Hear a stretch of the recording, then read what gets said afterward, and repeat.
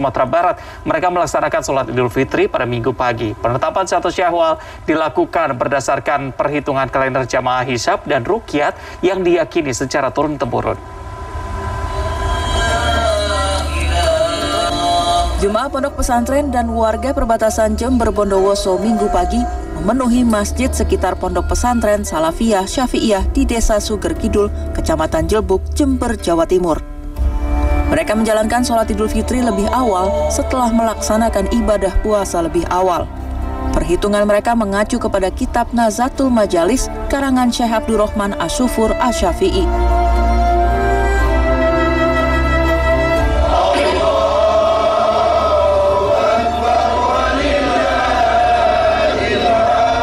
Jemaah Tarekat Naksabandiyah dari Musola Baitul Makmur di Kampung Binuang, Kelurahan Kampung Dalam, Kecamatan Pau, Padang, Sumatera Barat juga melaksanakan sholat Idul Fitri pada Minggu pagi setelah berpuasa selama 30 hari. Penetapan 1 Syawal dilakukan berdasarkan hisab dan ruqyat atau penghitungan berdasarkan jatuhnya Ramadan serta Idul Fitri pada tahun lalu. Metode penghitungan ini telah mereka lakukan sejak dulu.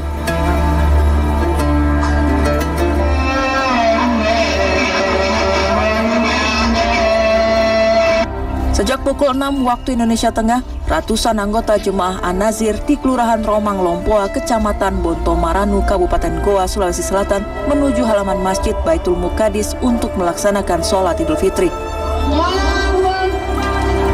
Penetapan 1 Syawal 1443 Hijriah jemaah ini berdasarkan hitungan dan penampakan bulan sebelum Ramadan serta fenomena alam berupa pasang surut air laut. Sukacita Idul Fitri mereka semakin lengkap dengan makan bersama di teras Masjid Baitul Muqaddis. Jemaah Nazir menghidangkan coto Makassar dengan bahan daging kuda yang diyakini dapat mengembalikan energi serta stamina setelah sebulan berpuasa. Tim Liputan CNN Indonesia. Nah, Lia, ini setelah resmi diumumkan begitu bahwa Idul Fitri jatuh pada tanggal 2 Mei pada hari Senin hari ini, gema takbir tanda datangnya 1 Syawal berkumandang di Masjid Istiqlal, Jakarta Pusat pada Minggu malam. Alhamdulillah. Dan sementara itu ratusan warga lingkungan Keraton Kasunanan Surakarta Hadiningrat tampak mengikuti takbir keliling di kawasan Keraton Solo, Jawa Tengah. Antusias warga nampak lantaran sudah 2 tahun tidak bisa menggelar acara takbir keliling akibat pandemi COVID-19.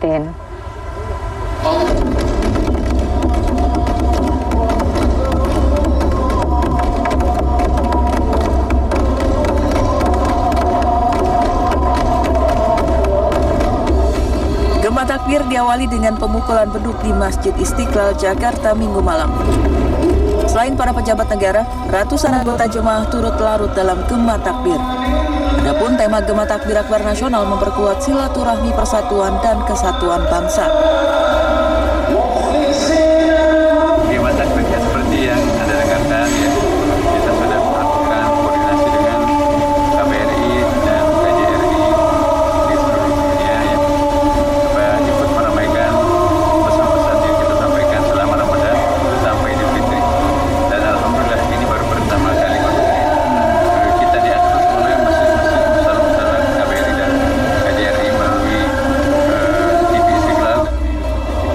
Adapun gema takbir di Masjid Istiqlal akan dilaksanakan hingga dimulainya salat Id yang tahun ini juga kembali digelar setelah 2 tahun ditiadakan akibat pandemi.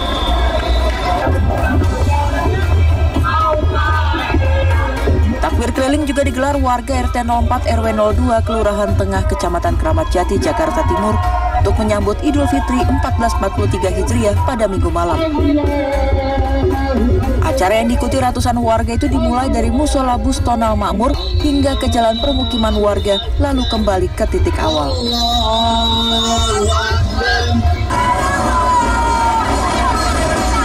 Selain itu, takbir keliling dilakukan ratusan warga Kelurahan Baluwarti, Kecamatan Pasar Kliwon, Kota Solo, Jawa Tengah dengan mengitari kawasan Keraton Kasunanan Surakarta.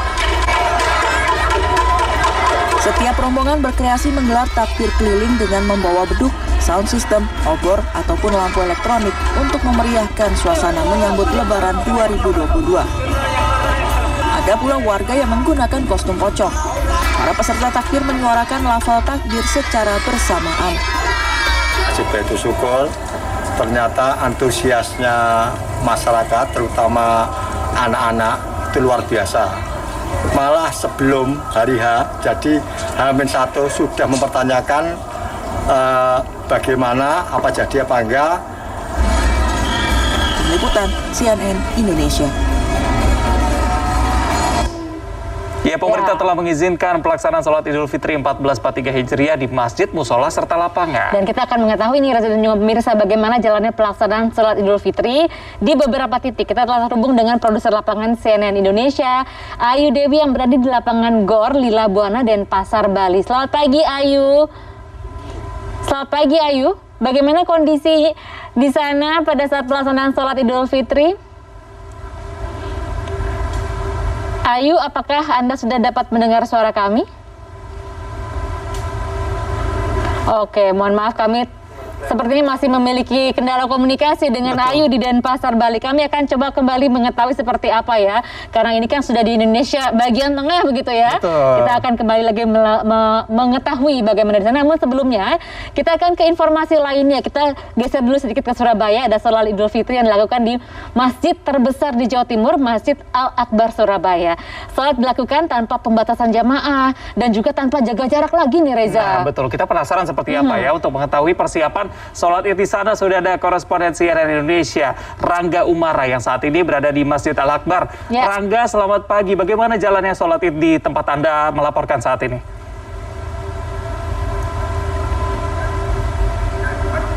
Rangga. Ya, selamat pagi kawan-kawan. Selamat Idul Fitri untuk Anda dan kita semua di Masjid Al-Akbar. Di Masjid Al-Akbar Surabaya ini sudah tampaknya memang akan segera dimulai sholat Idul Fitrinya. Anda bisa lihat memang sudah sangat penuh sekali warga jamaah yang akan sholat Idul Fitri di Masjid Nasional Al-Akbar Surabaya ini. Mereka sudah berdatangan bahkan sejak subuh tadi ya. Mereka juga mengikuti subuh dahulu dan kemudian menunggu di sini. Ini menunjukkan bahwa kemudian antusiasme dari warga, dari jamaah memang sangat tinggi. Apalagi saat ini seiring dengan pelonggaran yang dilakukan oleh pemerintah terhadap aturan untuk beribadah ini juga diperlonggar. Jadi efeknya adalah kemudian khususnya di Masjid Nasional Al-Akbar ini ada pembatasan-pembatasan yang kemudian sudah dicabut hampir keseluruhan. Misalnya adalah beberapa protokol seperti saat masuk masjid harus melalui scanning dahulu, misalnya harus dicek suhunya ataupun harus menunjukkan kartu vaksin minimal 2 kali atau menaruh identitas, tapi saat ini sudah tidak lagi. Dan juga kapasitasnya dari masjid ini sudah dibuka full, sudah dibuka penuh. Di Masjid Al-Akbar Surabaya ini total ada kapasitasnya sejumlah 40 ribuan dan bisa Anda lihat tampaknya memang sudah melebihi dari total kapasitas karena sudah meluber ke jalan. Sementara itu saf dari masjid dari saat warga jamaah sholat yang kemudian beberapa tahun yang lalu hingga sholat Idul Fitri tahun yang lalu ini diperlebar, safnya tidak terlalu dekat, maka saat ini sudah diperbolehkan lagi untuk melakukan saf dengan rapat. Jadi memang beberapa protokol diperlonggar. Meski demikian panitia dari Masjid Al-Akbar masih meminta jamaah untuk tetap memakai masker baik di dalam maupun di luar masjid, terutama pada saat mereka sholat. Dan juga ada beberapa hal yang dilakukan oleh panitia masjid ini untuk membuat supaya kerumunan paling tidak terjadi secara terus-menerus.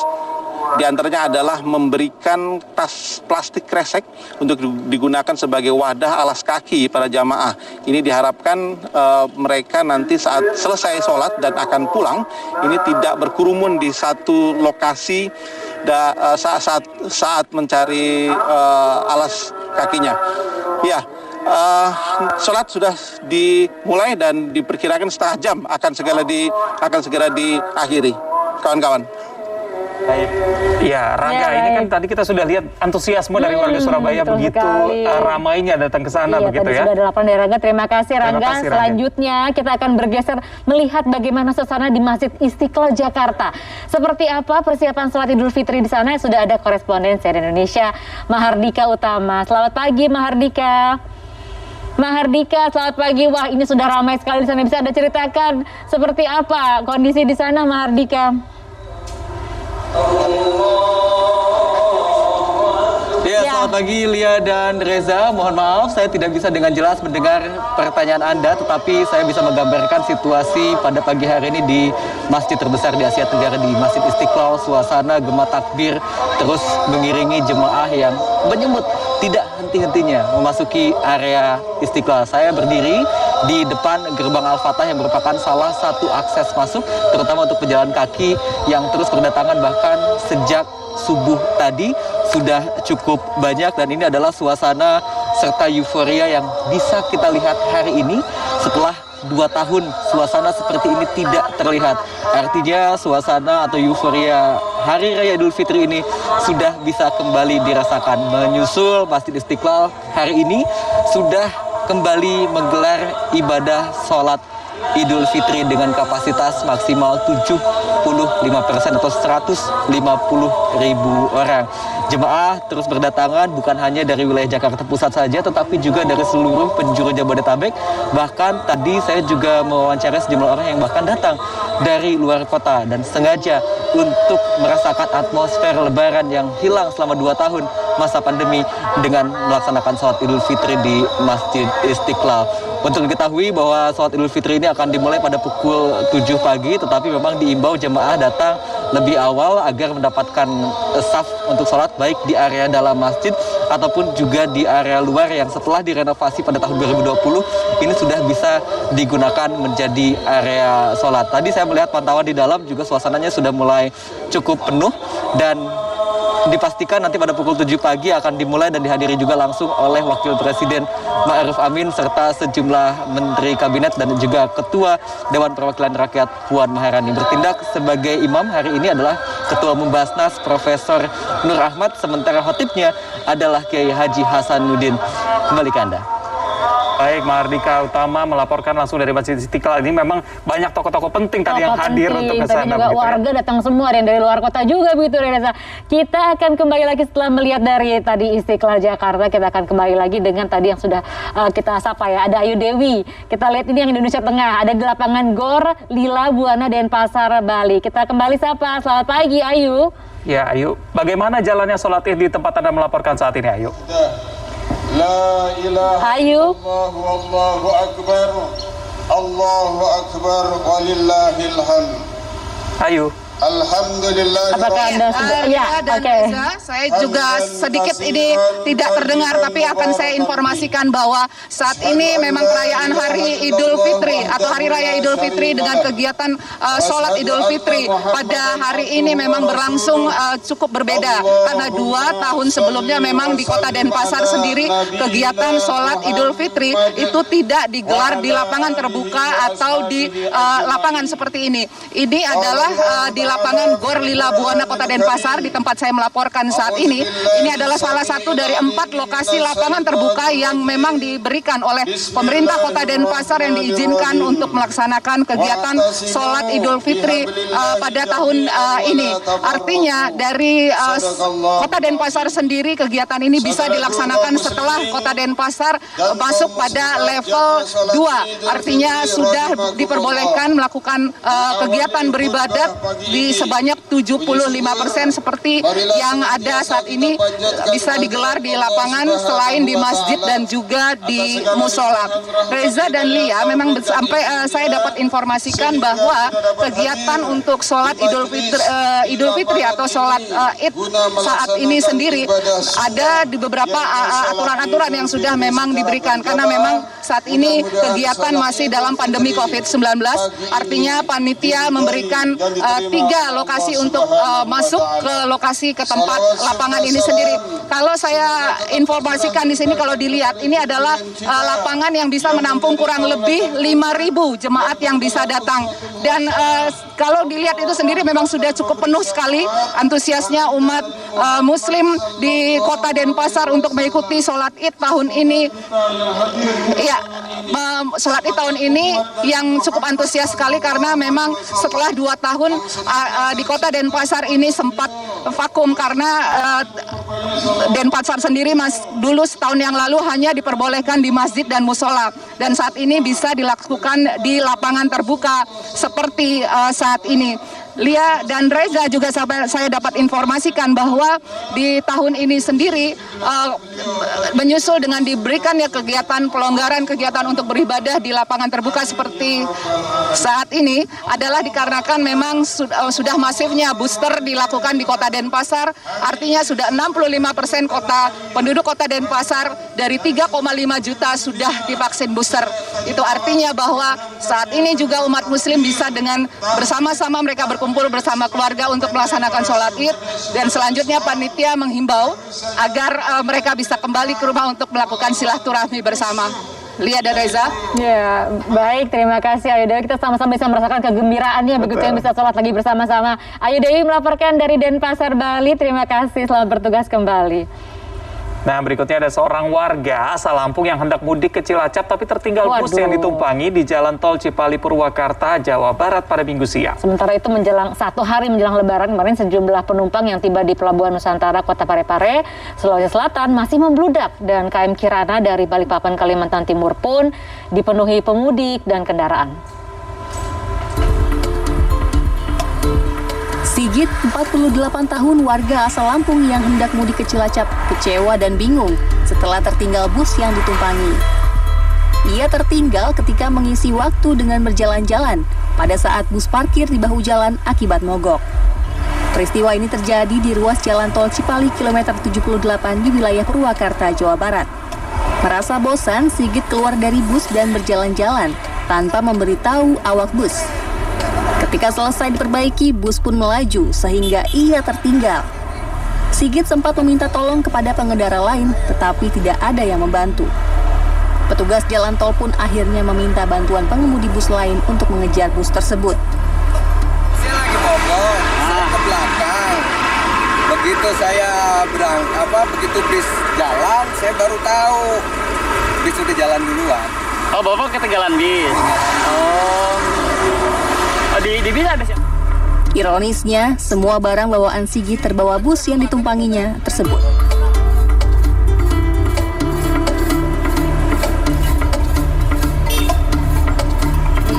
Gerombolan sapi liar ini menghadang laju pemudik yang melintas di jalur Pantura Hutan Baluran Minggu pagi. Para pengendara mobil ataupun sepeda motor harus memperlambat laju kendaraan mereka untuk menghindari sapi yang tiba-tiba memasuki jalan raya. Bahkan sejumlah sapi nyaris tertabrak truk besar yang melintas. Nyebrang jalan dan kadang berhenti di tengah jalan, dan sangat membahayakan bagi pemudik dan pengguna jalan lainnya. Para pemudik berharap pihak terkait dapat mencegah sapi memasuki jalan raya. Sebab sejak 2 hari terakhir, kepadatan lalu lintas di jalur Pantura Poros Jawa Bali ini meningkat.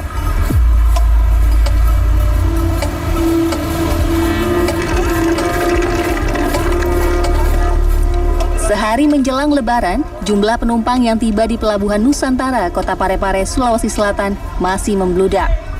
KM Kirana dari Balikpapan, Kalimantan Timur disesaki pemudik dan kendaraan. Data manifest dari KSOP Parepare menunjukkan KM Kirana memuat 1.025 penumpang dan 170 kendaraan. Jumlah penumpang sejak posko dibuka kurang lebih 25.252 jiwa untuk penumpang turun. Sedangkan untuk penumpang naik sekitar 4.744 jiwa. Sejak hari pertama posko dibuka sampai dengan H-1. Berarti H-15 Bu ya terjadi. Dari 13 kapal yang disiapkan untuk angkutan lebaran, 7 unit diantaranya berlabuh di Parepare dan akan kembali beroperasi 2 hari setelah lebaran. Tim Liputan CNN Indonesia. Selanjutnya kita akan pantau nih kondisi terkini arus mudik pada Hari Raya Idul Fitri pagi ini dari rest area kilometer 57 Tol Cikampek. Kira-kira masih ada yang mudik nggak ya pagi-pagi ini pada saat ini? Kita sapa nih Iqbal Kiyarso di sana. Selamat pagi Iqbal. Apa saja nih aturan lalu lintas terkini yang berlaku di sana? Apakah petugas masih akan menerapkan sistem one way atau kontraflow pada hari ini? Senin pagi atau di hari pertama Lebaran tahun 2022 ini, tol Jakarta Cikampek ini arus kendaraannya sudah berangsur lancar. Artinya sejak tadi subuh kami memantau kendaraan yang menggunakan tol Jakarta Cikampek ini terpantau lancar dari kilometer 57 di tempat saya melaporkan ini hingga ke gerbang tol Cikampek Utama. Dan untuk saat ini memang rekayasa lalu lintas yang sudah dilakukan oleh pihak kepolisian maupun jasa marga sudah tidak diberlakukan lagi. Pemberlakuan rekayasa lalu lintas tersebut sudah diberhentikan sejak Minggu siang, dan dari pantauan kami juga kemarin sejak malam itu sudah tidak diberlakukan. Dan tentunya karena sudah lancar hingga pagi ini, pemberlakuan rekayasa lalu lintas tersebut sudah tidak diberlakukan.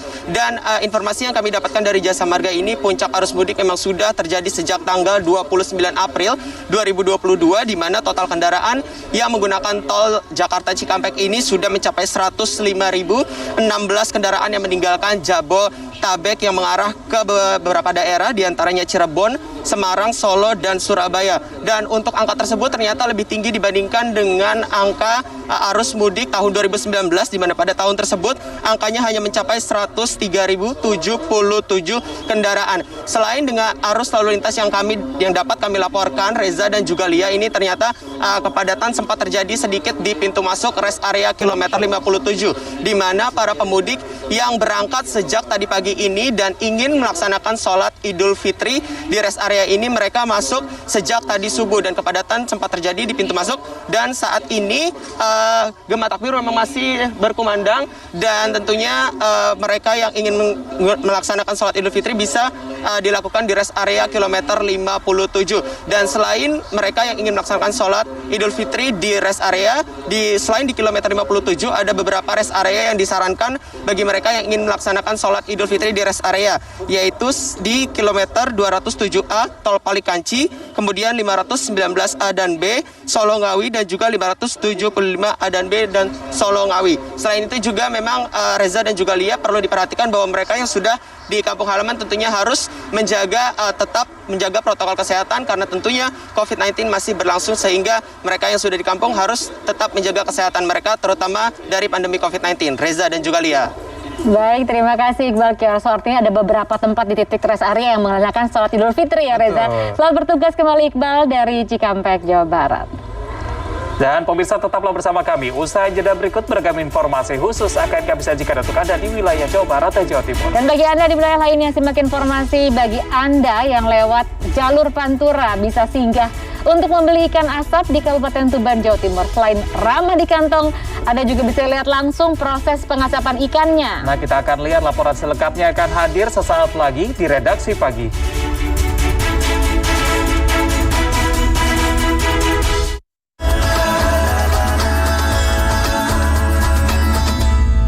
Bersin tenggorokan gatal, pilek, dan batuk tidak berhenti. Kamu butuh Fix Formula 44. Sirupnya yang menghangatkan tenggorokan, melegakan tenggorokan gatal, bersin, pilek, batuk tidak berdahak. Fix Formula 44. 4 gejala, lega. Glenn Lovely. Hai. Hai, minggu depan bak bereunian. Oh, tidak. Dress code-nya putih. Terus? Muka kusamku jadi makin kelihatan kalau pakai hijab putih. Pakai Glenn Lovely, bikin mukamu glowing bahkan saat berhijab putih. Multivitamin dan glow serumnya meresap untuk wajah glowing, Vita Glow. Ramadan ini hati glowing karena silaturahmi, wajah glowing karena Glenn Lovely. Pakai hijab putih, siapa takut? Glenn Lovely. Boleh main nggak? Buah Vita dulu. Buah Vita itu beda. Buahnya dari alam. Penuhi 100% vitamin C harian. Bantu jaga daya tahan tubuhmu. Setiap hari. Penuhi 100% vitamin C harian. Kamu tahu benda apa ini? Keduanya milik sang penari, penguasa desa ini. Kami ke sana untuk menjalankan proker KKN kami. Leweh apik, awakmu gak usah melok-melok. Apa yang kamu lihat adalah makhluk yang menguasai tempat ini. Masak nasi goreng nenek yuk. Kita tanya nenek resepnya ya. Dari dulu kunci enaknya ada di kecap bango. Bango 1000, masakan sederhana jadi spesial. Enak masakan anak kaya. Kunci kelezatan sejak 1928. masuk serumnya. Ayo kita Vitaglow. Dengan serum multivitamin Vitaglow dalam 15 menit. Baru Glow & Lovely masker vitamin C hanya 10.000. Magnum Almond, kenikmatan coklat Belgia mewah.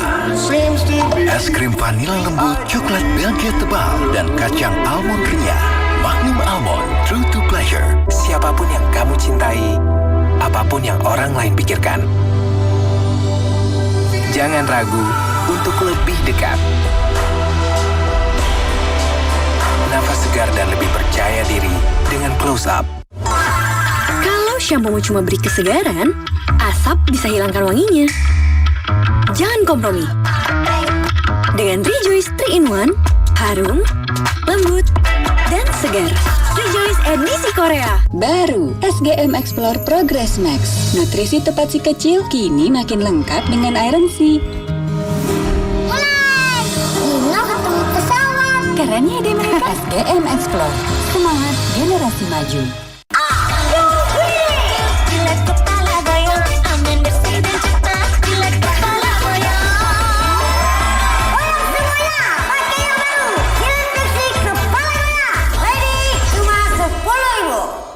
Kebas dan kesemutan.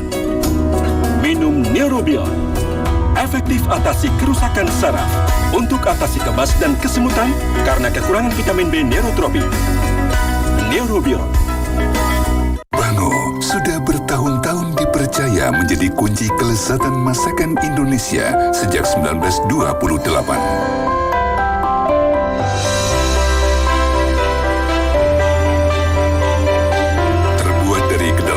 Malika yang kualitasnya selalu terjaga. Hasilkan kecap yang kentalnya pas, hitam lezat, dan rasanya benar-benar kecap. Bango, karena rasa tak pernah bohong. Panas ekstrim Indonesia bikin keringetan dan bau badan. Rexona Men baru pertama 72 jam kesegaran non-stop. Tetap segar, harum walau sepanas ini. Jadi percaya diri dengan 72 jam kesegaran non-stop. Beli bakso yuk. Kita bikin aja. Pakai Reko Sapi formula terbaik. Dengan tulang dan daging sapi direbus lama dan kaya rempah. Kuah bakso jadi lebih lezat. Enak. Tambah lagi deh. Baru Reko Sapi formula terbaik. Boleh main nggak? Buah Vita dulu. Buah Vita itu beda. Buahnya dari alam. Penuhi 100% vitamin C harian. Bantu jaga daya tahan tubuhmu. Setiap hari. Penuhi 100% vitamin C harian. Dengan kebaikan alam, Lux Botanicals Body Wash, keharuman bunga eksotis dan vitamin C, jadikan kulit harum tahan lama dan lebih glowing. Semangati harimu dengan Lux Botanicals. Semangat mandek mas bro. Fish dulu. Ekstra kacang panggang dan coklat renyah melapisi es krim vanilla creamy. Bikin semangat biar rame lagi. Fish, semangat lagi, rame lagi. Khawatir rambut rontok tiap disisir setelah keramas? Atasi rambut rontok dengan Dove. Baru, Dove perawatan rambut rontok dengan Nutriserum yang mengunci rambut di akarnya dan rontok berkurang hingga 99%. Gratis 1 sachet shampoo. Semangat mandek mas bro. Fish dulu. Ekstra kacang panggang dan coklat renyah melapisi es krim vanilla creamy. Bikin semangat biar rame lagi. Fish, semangat lagi, rame lagi. Glenn Lovely. Hai. Hai, minggu depan bak bereunian. Oh, tidak. Dress code-nya putih. Terus? Muka kusamku jadi makin kelihatan kalau pakai hijab putih. Pakai Glenn Lovely, bikin mukamu glowing bahkan saat berhijab putih. Multivitamin dan glow serumnya meresap untuk wajah glowing, Vitaglow. Ramadan ini hati glowing karena silaturahmi, Wajah glowing karena Glenn Lovely. Pakai hijab putih, siapa takut? Glenn Lovely. Hidung mampet karena pilek, pakai Fix Inhaler. Hidung plong, kapan aja, di mana aja. Hidung mampet karena pilek, pakai inhaler. Pakai masker, hidung plong, Fix Inhaler. Kapan aja, di mana aja.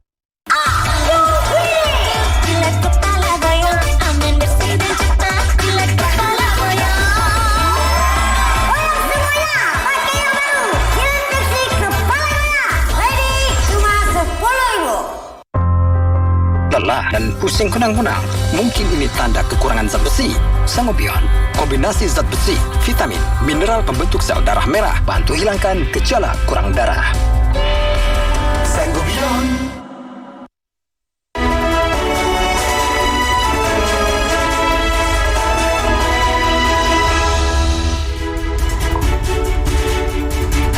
Anda masih menyaksikan redaksi pagi spesial Idul Fitri, dan ini yang satu ini bermula dari aksi saling ejek antara warga satu RW. Perang petasan terjadi di Jalan Pintu Air 2 Gambir, Jakarta Pusat pada Minggu malam. Petugas kepolisian yang mendapatkan laporan dengan sigap menuju lokasi hingga tawuran antar warga Jalan Juanda 1 dan Gang Kingkit itu dapat teratasi. Kan jadinya rusuh.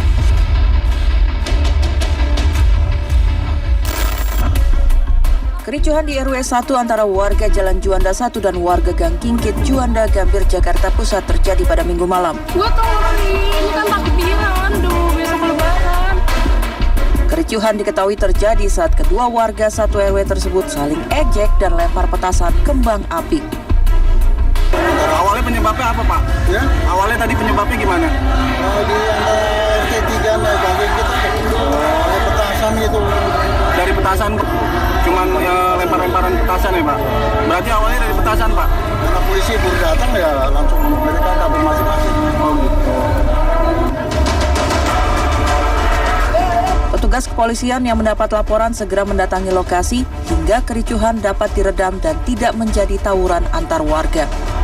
Perwakilan dari setiap kelompok warga pun ditangkap petugas untuk dimintai keterangan lebih lanjut agar warga tenang dan tidak menjadikan malam takbiran ajang tawuran warga. Galih Putra, Jakarta. Ya, kalau udah lebaran selain silaturahmi dan makan-makan serba santan, momen lebaran gini juga biasanya dihadapi oleh rumah tangga adalah ditinggalin oleh asisten rumah tangga alias ART. Nggak ada si mbak gitu ya. Penting begitu ya, mbaknya pulang kampung. Kira-kira gimana sih cara menyiasati saat ditinggal mudik oleh ART? Kita punya informasinya untuk Anda berikut ini.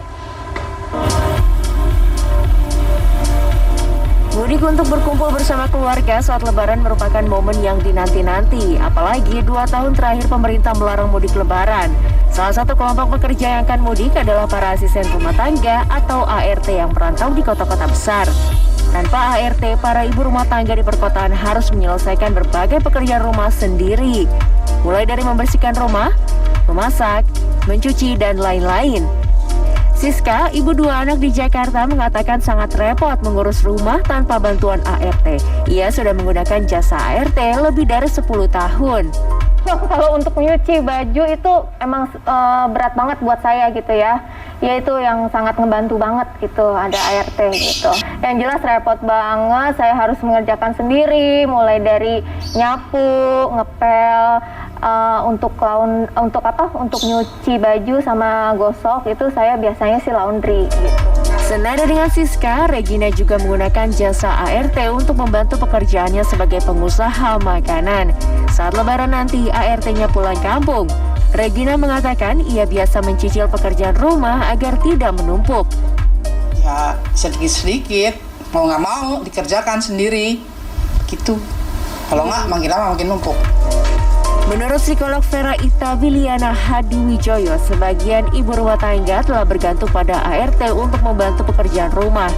Menurut Vera, ibu rumah tangga sebaiknya memiliki rincian pekerjaan agar memudahkannya ketika ditinggal mudik lebaran oleh ART. Sebaiknya dibikin tuh rinciannya, mungkin yang biasa dikerjakan ART, nah itu dibagi tugas. Atau mungkin ada tugas-tugas yang biasa ditunda dulu gitu ya, bisa ditunda dulu atau dikerjakan sebisanya aja gitu. Karena toh kita juga mau berlibur lebaran dengan senang juga ya, dengan mental sehat gitu. Jadi jangan terlalu juga dibuat menjadi stres nih dengan ART pulang gitu.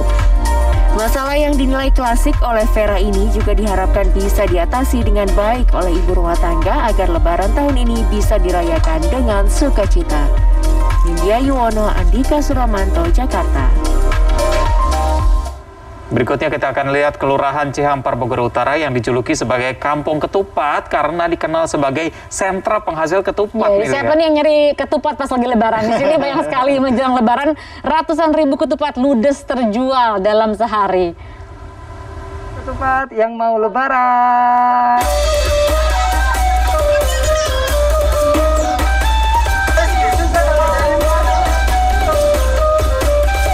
Nuansa ketupat terasa ketika menyusuri jalan setapak menuju permukiman warga. Tumpukan karung berisi janur tergeletak begitu saja di depan rumah warga. Teras rumah menjadi tempat menganyam cangkang ketupat. Pemandangan itu tersaji di tiap sudut kampung Danas, Cimahpar, Bogor Utara. Tak ayal julukan kampung ketupat disematkan lantaran sebagian besar warga merupakan pembuat ketupat. Keahlian menganyam kulit ketupat diwariskan secara turun-temurun. Warga setempat mengatakan kebiasaan menganyam ketupat sudah dirintis sejak 1980-an. Ada yang diajarin, ada yang bisa sendiri, gitu. Macam-macam lah gitu. Kalau anak-anak kan diajarin, yang umur SD, yang 5 tahun gitu, diajarin gitu. Ada yang ngeliatin juga. Menganyam ketupat ternyata sama sekali tak mudah. Untungnya ibu-ibu di kampung ini sabar menuntun saya menyilang-nyilangkan helai daun kelapa. Tapi yang mencuri perhatian saya justru keuletan jari jemari para warga yang sangat gesit. Saya penasaran pengen hitung waktunya. Ya. Kita hitung waktunya ya, berapa. Nggak nyampe semenit deh ini. Kita coba ya. Ntar habis ini kita langsung hitung. Tahan ya Bu, kita hitung ya. 1, 2, 3. Oh, tidak. Ngebut, ayo. Dan rapi loh jadinya. Rapi. Gantung daunnya ini juga kalau ini. Iya.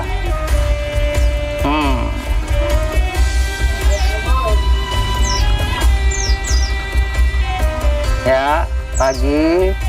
Udah jadi. 25 detik aja. 25 detik satu. Wih, sehari Bu bisa bikin sampai 1.000 ya? 1.000. Kulit ketupat ini dijual dengan harga 5 hingga 7.000 rupiah per ikat. Satu keluarga setidaknya bisa memproduksi 3.000 kulit ketupat. Dalam sehari, warga Cimahpar bisa menghasilkan lebih dari 200.000 kulit ketupat. Ketupat warga Cimahpar dijual di Pasar Anyar dan Pasar Merdeka untuk didistribusikan ke wilayah Bogor dan Jakarta. Sementara untuk ketupat matang, proses didahului dengan pengisian beras. Beras sengaja tak diisi penuh karena akan mengembang saat direbus. Agar kualitas ketupat legit, setidaknya dibutuhkan 7 hingga 8 jam waktu merebus di dalam dandang berukuran jumbo. Sehari berapa yang pesanan orang untuk direbus ini? Kalau untuk bulan puasa sekitar 6.000. 6.000 Iya. Bulan puasa. Lebaran naik lagi? Alhamdulillah. Alhamdulillah. Bisa, kalau misalkan ada barangnya sampai 20.000 juga bisa. Wih, iya. Berarti itu berapa? Satu ikatnya ada berapa tuh harganya? Harganya dari kisaran 15.000 sampai 25. Itu isinya? 10 per 10. Per 10. Ketupat matang dihargai sebesar 15.000 hingga 20.000 rupiah per ikat. Satu ikat berisi 10 buah. Ketupat merupakan simbol perayaan Hari Raya Islam di Jawa sejak masa pemerintahan Kesultanan Demak pada awal abad ke-15. Menurut cerita rakyat, ketupat berasal dari masa hidup Sunan Kalijaga. Sunan Kalijaga menjadikan ketupat sebagai budaya sekaligus filosofi Jawa yang berbaur dengan nilai keislaman. Satu hal yang menarik yang terus terjadi di Jawa itu ya, ada upacara sekatenan itu menggunakan ketupat ya. Ada gerbok maulud itu juga menggunakan ketupat. Jadi media ketupat ini sebenarnya selalu dilambangkan oleh kesakralan. Setiap bagian ketupat memiliki makna simbolis. Kupat berarti ngaku lepat atau mengaku bersalah. Anyaman janur merefleksikan kompleksitas masyarakat Jawa yang harus dilekatkan dengan tali silaturahmi. Janur bermakna jati ningnur atau hati nurani. Sementara bentuk ketupat menyiratkan mata angin atau arah kiblat. Dan isian janur berupa beras menggambarkan nafsu duniawi. Sehingga ketupat melambangkan nafsu dunia yang dibungkus dengan hati nurani. Ketupat juga merupakan demitologisasi dan desakralisasi pemujaan Dewi Sri yang dimuliakan sejak masa kerajaan kuno Majapahit dan Pajajaran. Penggunaan daun kelapa muda dan janur pada ketupat memiliki makna sebagai identitas pesisir yang wilayahnya banyak ditumbuhi pohon kelapa. Hingga saat ini, ketupat dijadikan simbol perayaan Lebaran di seluruh pelosok negeri. Roni Satria, Septiadi Pradana, Bogor. Ya, luar biasa ya. Tadi kalau ibu-ibunya lebih cepet bikinnya, kalau kita cepet makannya. Kita ke informasi lainnya, ini buat Anda yang mudik lewat jalur Pantura bisa singgah nih untuk membeli ikan asap di Kabupaten Tuban, Jawa Timur. Selain harganya ramah di kantong, Anda juga bisa lihat langsung proses pengasapan ikannya. Nah, kalau tadi ada yang gurih, di Bekasi ada yang manis-manis nih. Ya? Ini ada dodol khas Betawi yang bisa dijadikan oleh-oleh saat mudik ke kampung halaman. Kita lihat ya.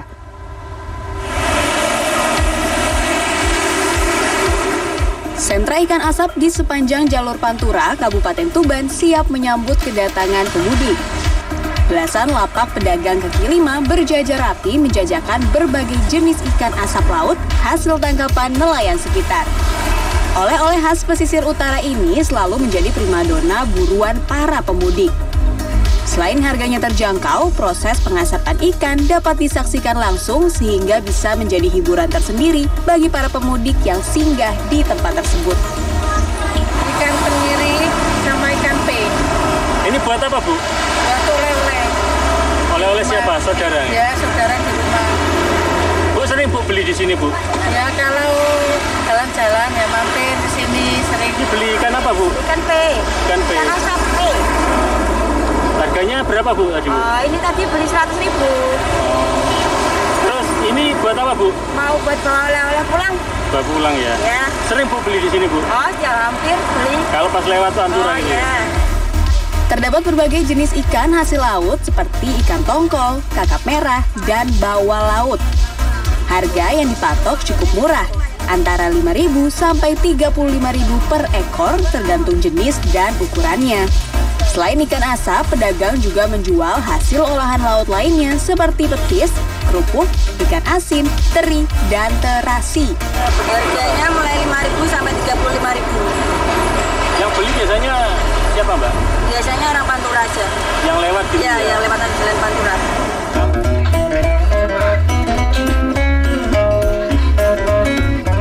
Sejumlah pekerja sentra produksi dodol Betawi di Kampung Ceger, Desa Sukajaya, Cibitung, Bekasi, Jawa Barat pada Senin kemarin terlihat sibuk.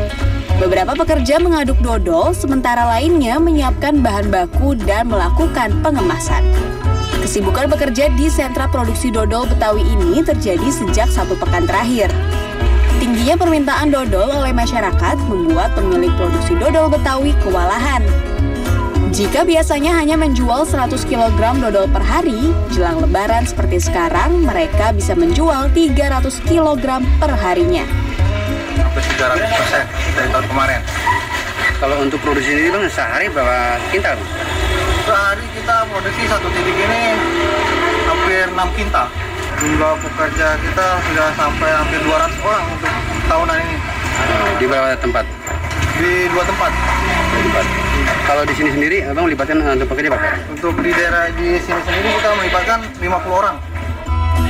Meningkatnya minat masyarakat untuk membeli dodol karena banyak dari mereka yang menjadikan dodol sebagai oleh-oleh lebaran buat sanak saudara di kampung halaman. Tim Liputan, CNN Indonesia.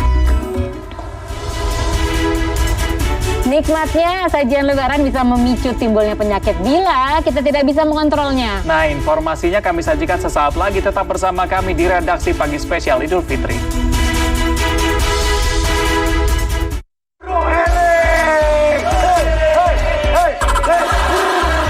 Ini siapa, Kek? Malaikat. Ini gimana? Ini urusan kacamata ini. Sambungkan senyuman bersama Telkomsel Siaga. Glenn Lovely. Hai, minggu depan bak bereunian. Oh, tidak. Dress code-nya putih. Terus? Muka kusamku jadi makin kelihatan kalau pakai hijab putih. Pakai Glenn Lovely, bikin mukamu glowing bahkan saat berhijab putih. Multivitamin dan glow serumnya meresap untuk wajah glowing, Vita Glow. Ramadan ini hati glowing karena silaturahmi, wajah glowing karena Glenn Lovely. Pakai hijab putih, siapa takut? Glenn Lovely. Siapapun yang kamu cintai, apapun yang orang lain pikirkan, jangan ragu untuk lebih dekat. Nafas segar dan lebih percaya diri dengan Close Up. Buka puasa masih lama ya? Bantu ibu siapin buka ya. Masak tahu telur nenek yuk. Kita tanya nenek resepnya yuk. Dari dulu kunci enaknya ada di kecap bango.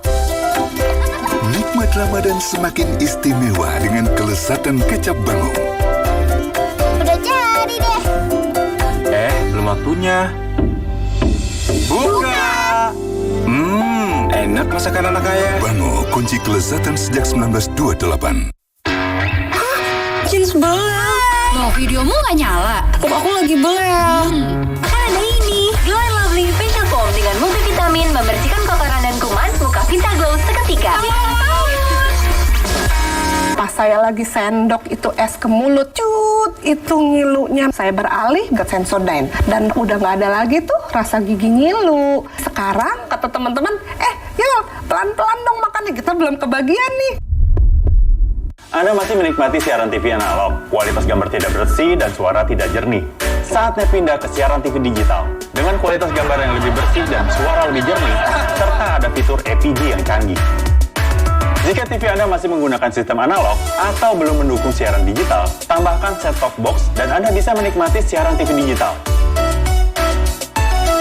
Nikmati siaran TV digital ini secara gratis tanpa kuota internet. Selamat datang di era siaran TV digital. Ini siapa, Kek? Malaika. Ini gimana? Ini bungkusan kacamata ini. Sambungkan senyuman bersama Telkomsel Siaga. Boleh main nggak? Buah Vita dulu. Buah Vita itu beda. Buahnya dari alam. Penuhi 100% vitamin C harian. Bantu jaga daya tahan tubuhmu.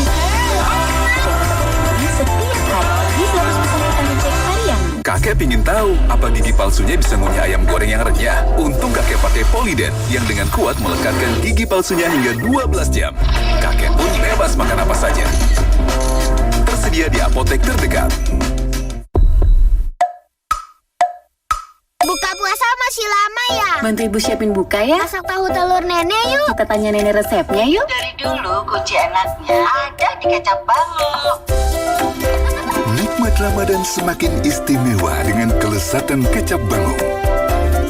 Udah jadi deh. Belum waktunya. Buka! Enak masakan anak kaya. Bango, kunci kelezatan sejak 1928. Glow and Lovely Masker Vita Glow. Kapasang masuk serumnya. Ayo kita Vita Glow. Dengan serum multivitamin Vita Glow dalam 15 menit. Baru Glow and Lovely Masker Vitamin C hanya 10.000. Serunya deg-degan pas ketemu yang spesial. Baru Cornetto Dish Chocolate Special Edition BT21. Kepingan coklat kacang dan saus coklat lezat dengan es krim creamy dan wafer konrengnya. Baru Cornetto Special Edition BT21. Ini siapa, Kek? Malaika. Ini gimana? Ini bungkusan kacamata ini. Sambungkan senyuman bersama Telkomsel Siaga. Masak nasi goreng nenek yuk. Kita tanya nenek resepnya ya. Dari dulu kunci enaknya ada di kecap bango. Bango 1000, masakan sederhana jadi spesial. Enak masakan anak kaya. Kunci kelezatan sejak 1928. Bikin sebelah. Loh, videomu nggak nyala? Aku lagi belel. Kan ada ini, Glow and Lovely Facial Foam dengan multivitamin membersihkan kotoran dan kuman, muka Vita Glow seketika.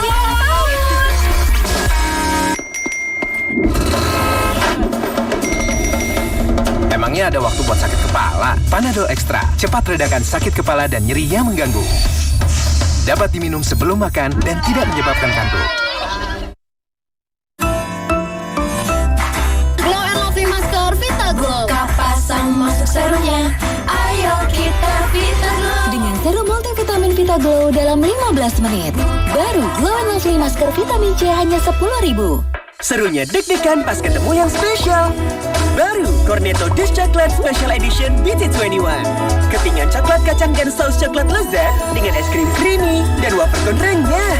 Baru Cornetto Special Edition BT21. Siapapun yang kamu cintai, apapun yang orang lain pikirkan, jangan ragu untuk lebih dekat. Nafas segar dan lebih percaya diri dengan Close Up. Emangnya ada waktu buat sakit kepala? Panadol Extra, cepat redakan sakit kepala dan nyeri yang mengganggu. Dapat diminum sebelum makan dan tidak menyebabkan kantuk. Transvision mempersembahkan Cupmu, cuma buat kamu. Hadirkan jutaan hiburan lengkap, cuma buat kamu yang hobinya nonton film, musik, yang suka nonton series, sampai olahraga, yang butuh tayangan edukasi anak. Cupmu, hadirkan jutaan hiburan. Harga mulai dari 9.900 per bulan, yang pastinya cocok buat nemenin mudik kamu. Cupmu, cuma buat kamu Indonesia. Glenn Lovely. Hai, minggu depan bak bereunian. Oh, tidak. Dress code-nya putih. Terus?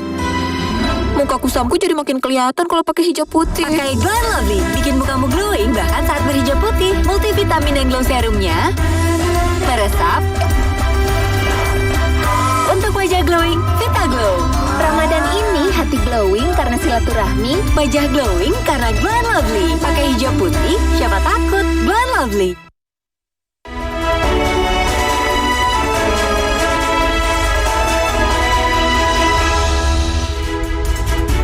Nah, aku mau tanya sama Lia, kalau lebaran begini apa sih makanan yang paling ditunggu? Aduh, gak sabar banget, gak sabar. Mau ketupat, opor, rendang, semuanya, jangan lupa kastengel sama nastar. Waduh, itu favorit banget begitu ya. Nah, memang sajian kuliner pada saat Idul Fitri ini menggugah selera semua begitu anak-anak. Tapi ada tapinya nih ya. Hati-hati menikmati sajian lebaran karena ini bisa memicu timbulnya penyakit bila kita tidak mengontrolnya.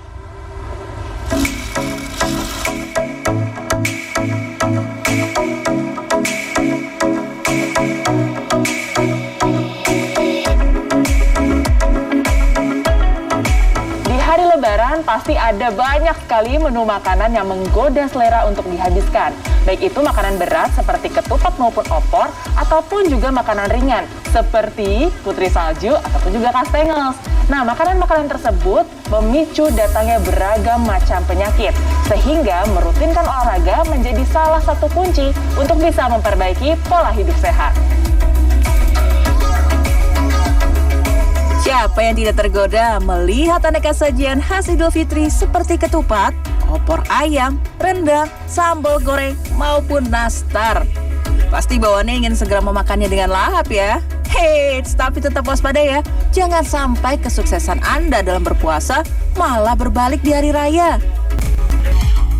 Di balik kelezatan setiap sajian menu lebaran, nyatanya terdapat bahaya yang mengintai kesehatan Anda. Salah satunya adalah obesitas. Obesitas kini sudah dianggap sebagai sumber berbagai penyakit degeneratif yang dapat terjadi akibat surplus kalori atau kondisi akumulasi asupan makanan berlebih namun tidak diimbangi dengan pembakaran kalori yang cukup.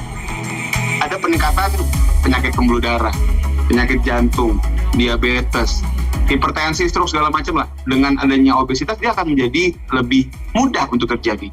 Dan masa otot yang terjaga ini kalau kita hadapkan dengan tadi gulai, opor, sama ketupat, rendang, segala macam, harapannya dia akan bisa menjadi pertahanan kita terhadap penumpukan lemak. Kenapa? Karena nanti yang akan makanin kalori itu mereka. Gaya hidup sehat amat penting untuk dilakukan untuk mencegah timbulnya ragam penyakit, terutama setelah mengonsumsi sajian Idul Fitri yang penuh akan santan dan lemak. Untuk bisa meminimalkan kemungkinan terkena akar penyakit, yakni obesitas, dokter menyarankan kita untuk melakukan aktivitas fisik, yakni olahraga selama 150 menit per minggu atau dirutinkan 30 menit per harinya. Tapi kalau misalnya olahraga dirasa memberatkan dan Anda terlalu sibuk, Anda bisa mengakalinya seperti saya nih, melakukan stretching 15 menit di sela-sela waktu bekerja. Selain bisa menambah kelenturan, kegiatan ini juga bisa menambahkan massa otot. Wuhuu! Bukan hanya olahraga, Anda juga perlu memperhatikan dan memperhitungkan asupan gizi pada panganan di hari raya. Contohnya kue nastar, camilan yang wajib ada untuk hidangan tamu yang datang. Camilan ini mengandung karbohidrat sederhana yakni gula dan memiliki 150 kalori atau setara dengan 1 centong nasi untuk 3 hingga 4 butir nastar. Sementara itu, dalam satu mangkuk porsi makanan lebaran yang berisi ketupat, ternyata mengandung 500 sampai 600 kalori yang 40%-nya merupakan lemak jenuh. Waduh, banyak juga ya. Ahli gizi menyarankan, cara lain mengantisipasi penyakit yang datang setelah lebaran adalah dengan mengurangi jumlah konsumsi kuah opor, bumbu rendang, dan kerupuk.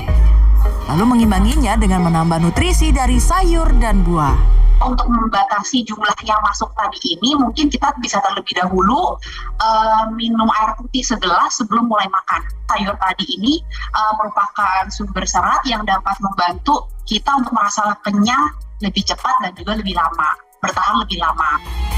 Mudahnya, dalam satu piring kita menempatkan 1/4 bagian untuk ketupat atau lontong sebagai karbohidrat. 1/4 kedua untuk protein hewani atau nabati seperti opor, telur maupun rendang. Sementara sisanya, yakni setengah piring, adalah untuk sayuran. Jadi perut kenyang, hati senang, dan kesehatan tetap terjaga di Hari Raya. Clarissa Radia, Muhammad Wahyudi, Jakarta. Oke, setelah lihat yang tadi, Reza kira-kira mau berapa piring nih hari ini? Aduh, 3 kayaknya, tapi setengah porsi aja deh. Nah, ini berikutnya kita akan lihat nih, salah satu jejak penyebaran Islam di Pulau Jawa adalah Masjid Peninggalan Raden Umar Said atau yang dikenal dengan Masjid Sunan Muria di Kudus, Jawa Tengah. Jadi masjid ini berada di puncak Gunung Muria sekitar 1000 meter dari atas permukaan laut. Dan di Sukabumi, Jawa Barat juga terdapat masjid yang berdiri di atas bukit. Nah, selain arsitekturnya yang unik, masjid ini juga memiliki pemandangan yang indah. Kedua masjid ini kerap dijadikan warga sebagai destinasi wisata religi. Ya, dan informasi ini sekaligus menutup perjumpaan kita ya, Reza, hari ini ya. Iya, terima kasih atas kebersamaan Anda dan sampai jumpa.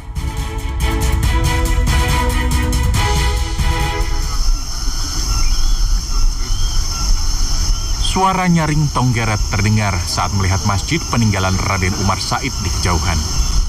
Masjid yang dikenal dengan nama Masjid Sunan Muria ini terletak di puncak Gunung Muria dengan ketinggian di atas 1000 meter di atas permukaan laut.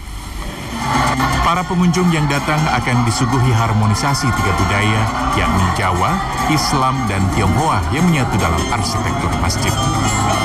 Seperti yang terlihat dalam mihrab yang memiliki 30 buah mangkuk atau cawan. Sementara di atasnya terdapat kaligrafi Arab yang tertulis di atas mangkuk putih. Selain itu, beduk Masjid Sunan Muria memiliki ukiran naga dan ayam jago. Menurut Imam Masjid Sunan Muria, mihrab yang menjorok ke dalam memiliki makna harus mementingkan akhirat daripada dunia. Hal itulah yang jadi salah satu alasan mengapa Sunan Muria mendirikan masjid di puncak gunung yang jauh dari keramaian. Pengimaman ini kan ke dalam, tak keluar, ke dalam. Ini juga konon memberi pesan bahwa umatnya atau kaumnya Sunan Muria ini diharapkan mementingkan keakhiratan. Meski berada di puncak gunung, masjid yang berada di komplek makam Sunan Muria di Desa Colo, Kudus, Jawa Tengah ini selalu dipadati peziarah. Tak hanya dari Pulau Jawa, tapi juga dari pelosok Nusantara. Pihak yayasan menekankan agar pengunjung hanya berdoa kepada Allah Subhanahu wa Ta'ala. Saya dalam rangka mempunyai nazar buat anak saya. Kemarin kan lagi sakit di Omnam di Madirayu dan punya nazar kalau semua mau saya ajak ke sini. Sejak pertama dibangun, Masjid Sunan Muria telah beberapa kali mengalami pemugaran atau renovasi.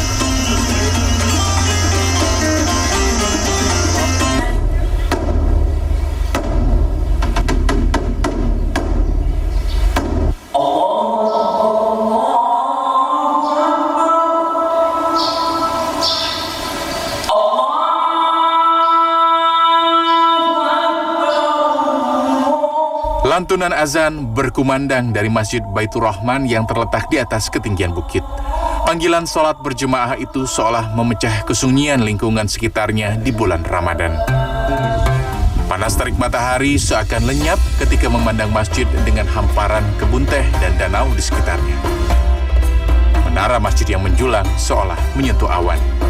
Berlokasi di Kampung Cibogo, Desa Ciengang, Kabupaten Sukabumi, masjid ini menyajikan pemandangan menarik bagi siapa saja yang sholat atau sekadar berkunjung.